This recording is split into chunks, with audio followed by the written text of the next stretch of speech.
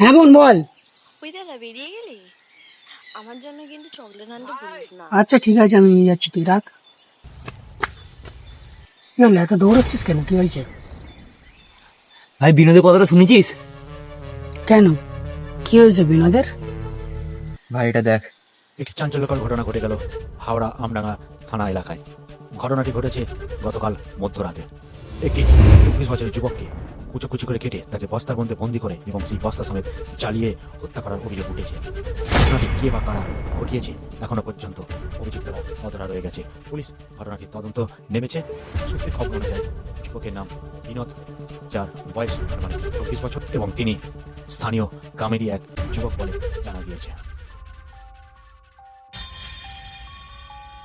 যে আমার বন্ধুকে নাম বাজেভাবে মেরেছে তাকে আমি ছাড়বো না, তাকে আমি কাটবো।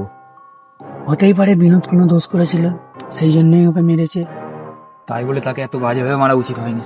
তোর বন্ধু যদি তোর বোনকে খারাপ চোখে দেখতো তাহলে তুই কি করতিস? তুই কেন রেগে যাচ্ছিস? বন্ধু তো আমাদের দুজনেরই মরেছে। তাহলে কি তুই